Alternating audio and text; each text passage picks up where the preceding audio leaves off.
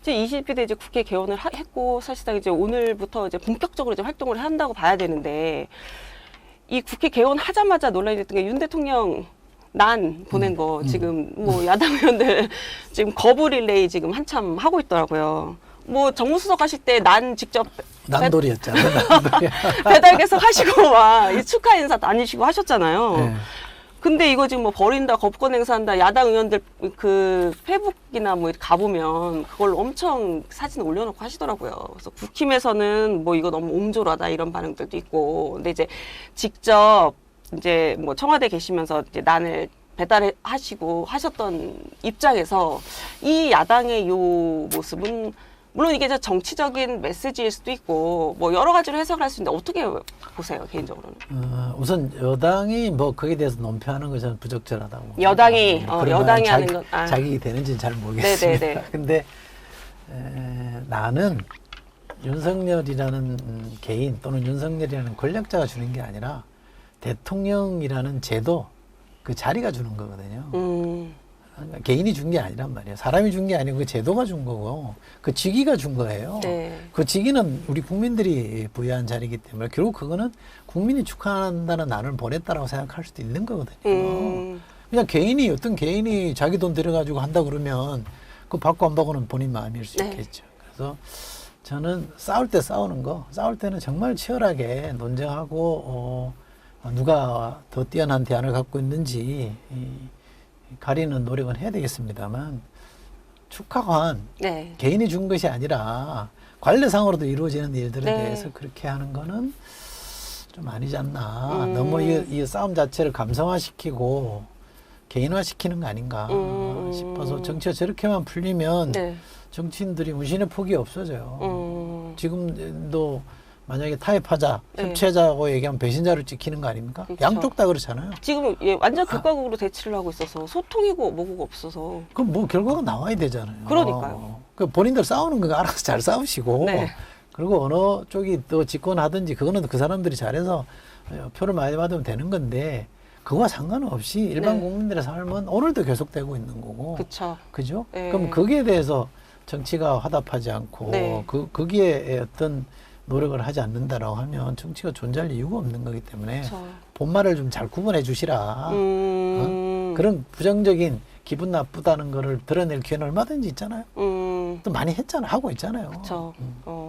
그러니까 이게 지금 상임위원장이든 뭐 원내대표든 뽑히면 이제 관례적으로 이제 보내왔던 건데 여기서부터 이렇게 지금 대치를 하면 대통령실과 입법부가 야당이 근데 지금 이러면 이거와 상관없이 또 가령 여당과 야당을 놓고 봐도 지금 첫 원구성 협상이 지금 이제 첫 과제인데 이것도 지금 또 꽉 막힌 사실 근데 이거는 관례적으로 계속 수월하게 되지는 않았었어요. 뭐 워낙 잘 아시겠지만. 네. 근데 이제 이게 7일이 법정 시한이란 말이에요. 근데 지금 쉽지 않아 보여요. 뭐 민주당에서는 박찬대 원내대표가 주말에 뭐 기자회견 하실 때부터 아우 강경하더라고요. 뭐 법사위 그리고 운영위 과방위 절대 못 내준다. 그렇지 않으면 18개 다 상임위 갖고 가겠다. 21대랑 지금 똑같은 스탠스인데 이거 진짜 18개 갖고 갈 수 있는 상황이라고 결과적으로 보세요? 그렇게 되지 않을까요? 아 결과적으로 그렇게 될 거라고 보세요? 네. 여당도 뭐 굳이 그걸 네. 응해가지고 네. 타협할 필요를 못 느끼는 것 같고 네. 과거에 왜 김종인 위원장이 네, 네. 비대위원장으로 갔을 때 다 독식하게 냅둬라. 네, 그리고 그게 이제 책임져라 그 대신 그쵸. 이거잖아요. 5만 프레임을 걸었잖아요. 네. 지금 여당은 원 구성이 빨리 돼서 국회가 빨리 가동되는 걸 원치 않는 것 같기도 하고 네. 또 우리가 약자다, 쟤들이 강자다, 우리가 강자가 우리를 힘으로 누른다 이런 구도를 만들려고 하는 것 같아요. 그래야 또 이쪽이 결속을 하잖아요. 네. 저쪽이 뭔가 지금 너무 세게 독식하니까 우리라도 뭉치자 네. 이런 명분이 만들어질 수 있기 때문에 여당이 타협해서 뭐 잘 풀어보려는 노력을 안 하려고 하는 것 같고 그러면 야당도 뭐 굳이 그렇다면 뭐 이렇게 강공으로 좀 밀어붙일 수 있는 것 같아서 지금 당분간은 어떤 계기가 주어지지 않는 이상은 의회에서 협치? 여야 간에 뭔가 머리 맞대놓고 국정을 논의하는 그런 모습을 기대하는 거는 어렵다고 봐야죠. 그럼 원구성 협상이 안 돼서 쭉 그게 오래 간다기보다는 진짜 민주당이 18석을 그냥 갖고 갈 수 있다.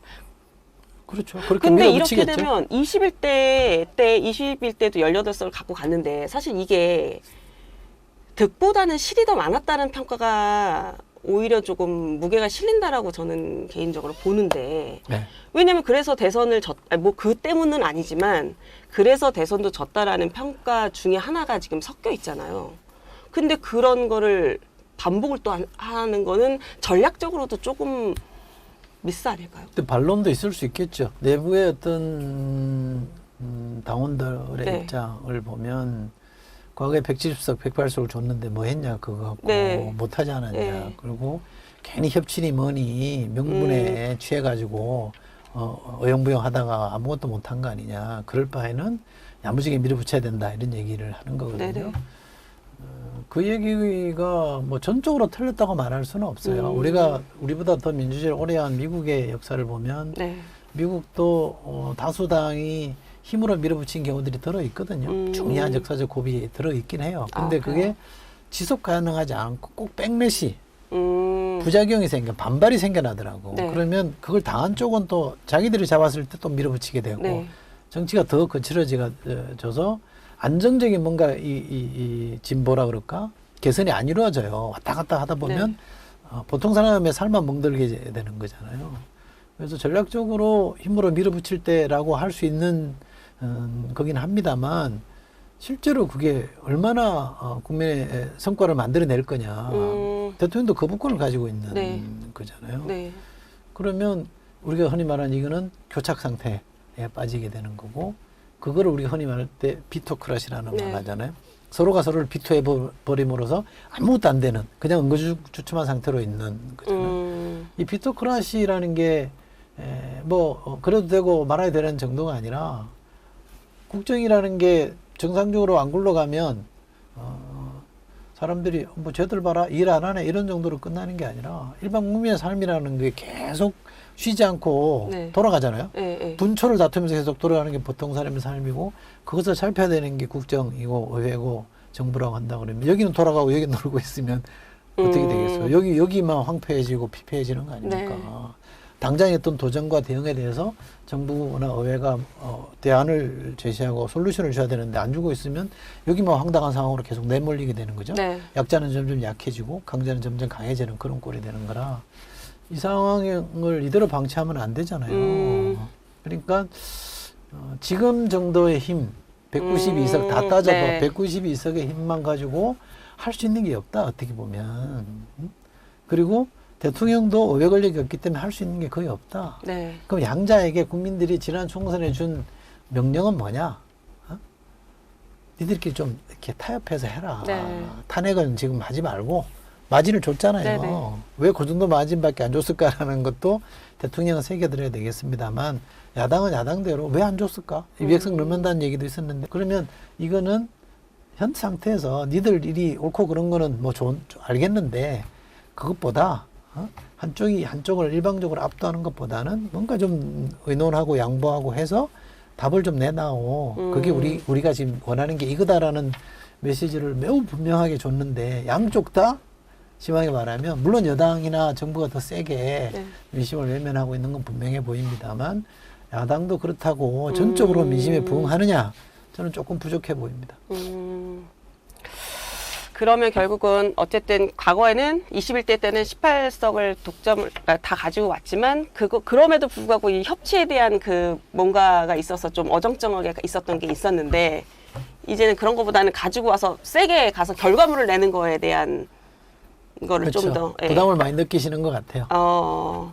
그렇잖아요. 예. 그러면 그게 오히려 반면교사를 삼아서 갖고 오되 결과물을 세게 내보는 거에 조금 더 방점을 두겠다.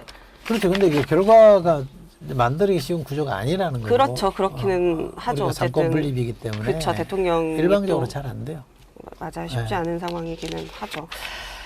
지금 뭐 국회에서 또 뭐 좀 전에 아까도 살짝 언급을 하셨는데 이 뭐 최혜봉 사망 사건도 그렇고 이게 지금 좀 계속 논란이 되고 있는데 윤 대통령 이게 공교롭게 뭐 이종섭 당시 국방부 장관이랑 세 차례 전화 통화한 날 이날 사실 뭐 세 차례 통화를 했는데 이날 이제 뭐 자료 이첩 받은 날이잖아요. 이러면서 이제 뭐 대통령 왜 개인 통화했냐 뭐 이런 게 지금 논란이 되고 있는데 그러면서 뭐 한쪽에서는 이게 정청래 의원은 이게 이제 탄핵의 트리거가 될 수도 있다 막 이렇게까지 말씀을 하시더라고요. 이 사건 어떻게 보세요? 우선 기승전 탄핵은 좋지 않습니다. 아, 예. 탄핵이라는 걸 기정사실화 시켜놓고 모든 걸 거기에 맞춰서 이렇게 네. 해석하고 그쪽으로 몰아가려고 하는 건 좋지 않습니다. 왜냐하면 탄핵이라는 건 헌법에 정해져 있는 수단이긴 하지만 마지막 수단이거든요. 국민이 뽑아놓은 대통령을 네. 그 직에서 끌어내는 게 탄핵이기 때문에 그야말로 중대한 사유가 있을 때 마지막 수단으로 쓸 수 있는 건데 네. 물론 그까지 갈 수는 있습니다. 네. 그러나 아직까지는 갈 때 가더라도 아직까지는 탄핵이라는 단어를 막 남용하면서 분위기를 그쪽으로 몰아가는 거는 좋지 않고요. 네, 네. 그러니까 기성전 탄핵의 얘기를 너무 자주 하는 건 좋지 않다라고 생각하는데 여권은 제가 볼 때 약간 무너지고 있지 않는가 싶어요. 약간 자중질환 비슷하게 뭔가 조율이 네. 안 되고 여기서 이 사람은 이 얘기하고 저기서 저 사람은 저 네, 얘기하고 메시지가 좀 혼란스럽게 나오고 대통령이 있죠. 경로했다는 것에 대해서도 어떤 사람은 경로하면 안 되냐 그러고 그렇죠. 그건 했단 얘기잖아요. 그렇죠. 근데 어떤 사람은 경로는 아니고 질책을 했더라 이런 문제도 질책했는데 그 법적으로 뭐가 문제냐라는 거고 네. 아예 안 했다는 사람도 있고 이게 막 뒤섞여 있잖아요. 조율된 뭔가 메시지가 안 나온다는 얘기는 통일이 안 돼 있다는 얘기고요. 이거는 대개 집권 세력이나 어떤 집단이 무너질 때 보면 이렇게 자중질환 네. 서로 다른 얘기가 나오면서 무너지기 시작하는 거거든요. 네네. 어떤 정당에서 의견을 모을 때 네. 정책이나 어떤 입장을 정리할 때 충분히 다양한 의견들을 개진을 하고 그 안에서 하나의 입장을 정하는 그런 절차, 다양성을 전제로 이견을 존중하고 하나의 목소리를 만들어내는 과정으로서 보는 것과 이것처럼 사건이 일어난 지 오래됐는데 네. 그동안 입장을 바꿔서 딴소리 하기 시작하는 목소리가 네, 나온다는 네. 얘기는 제 느낌으로는 여권이 지금 무너지고 있다라는 느낌이 좀 들어요. 여권이 무너지고 있라고 그러면 저 어느 순간 확 터져나갈 수도 있거든요. 저는 약간 좀 걱정스러운 걸로 보고 있는데 그러기 위해서는 이게 풍선이라고 보면 돼요. 집단의 에너지라는 것도 아무리 대통령 권력이 세다고 할지라도 풍선에 기가 꽉 차, 공기가 꽉 차면 터지잖아요. 네. 그러니까 이거는 어디론가로 빼줘야 돼요. 공기를. 그래야 압력을 줄이는 거잖아요. 그럼 빼는 역할을 누가 할 거냐. 그건 대통령실이 못합니다. 여당이 해야 되는 거고 여당 중에도 다음을 보고 있는 지도자급들의 사람들이 나서서 이거 이렇게 하면 안 된다라고 해야 되는데 네. 지금은 그런 사람들 목소리는 다 변방으로 밀려나 있고 네. 유승민 대표도 그렇고 그리고 안에 있는 사람도 당대표 죄송합니다. 당대표 할 생각이 있다 보니까 당원들의 목소리에 또 주목할 그렇죠. 수밖에 없고 네. 그 당원들은 야 왜 자꾸 흔히 아는 내부 총질하냐 너 네네. 이렇게 또 공격을 하니까 발언했다가 또 주워 담게 되고 그 뜻은 아닙니다라고 하게 되고 이러다 보니까 뭔가 내부에서 이거를 새로운 방향으로 물꼬를 터서 끌고 갈 리더십이 형성이 안 되고 있어요. 굉장히 위험한 꽉 막혀 있어서 저러다 잘못하면 터지는데 제 느낌은 그렇습니다. 빨리 뭔가 내부에 돌파구를 열어야 돼요. 물꼬를 타야 됩니다. 이제 지금으로서는 그게 보이지 않는 아까 초입에 말씀하시기로 정치권이 너무 이제 거칠어졌고 거칠어짐과 동시에 뭔가 방향성을 제시할 리더가 없다. 뭐 그건 여당이든 야당이든 똑같이 힘이 강한 리더는 있을 수 있는데 어쨌든 뭔가 현상에 대해서 옳고 그르다라고 방향성을 예시하고 쓴소리를 할 수 있는 리더는 아직까지 좀 부족하다라는 생각을 지금 하고 있는데 요 건에 대해서 지금 국민의힘에 놓고 보면 전혀 보이지 않고 있는 거는 사실인 것 같아요. 그러니까 국민의힘은 약간 리더십의 공백. 예, 지금 전대가 지나면 좀 괜찮아질까요? 뭐 그럴 수도 있죠. 뭔가 계기가 주어져서 네. 전당대회라는 계기를 통해서 새로운 리더십이 창출이 되고 그 네. 명기를 보장되는 리더십이니까 네. 조금 나을 수는 있겠습니다만 근데 그 전당대회도 룰이 당원들의 목소리가 지나치게 일방적으로 표출될 수 있는 네. 구도로 만들어져 있기 때문에 거기에 호응하지 않으면 대표가 안 되거든요. 네, 네. 근데 거기 호응했던 사람이 되고 나서 딴소리 하는 것도 쉬운 그것도 일은 좀, 아니기 그쵸. 때문에 얼마나 달라질까. 그러니까 당장 어떻게 전체가 하나의 집단적 목소리로 영상과의 적당한 거리 등질 수는 없어요. 그쵸. 이게 대통령실과 정부와 여당이라는 게 끊을 수 없는 인연으로 묶여져 있고 일종의 공동체거든요. 그쵸. 그렇다고 해서 거기만 종속적으로 끌려다녀가지고는 답이 안 나오는 게 너무 분명해져 있기 때문에 그렇다면 적당한 거리를 유지하면서 끌고 가야 되는 그리고 아닌 건 아니라고 얘기하면서 이렇게 해야 되거든요. 그러려면 헤어질 결심 같은 거는 좀 있어야 돼요.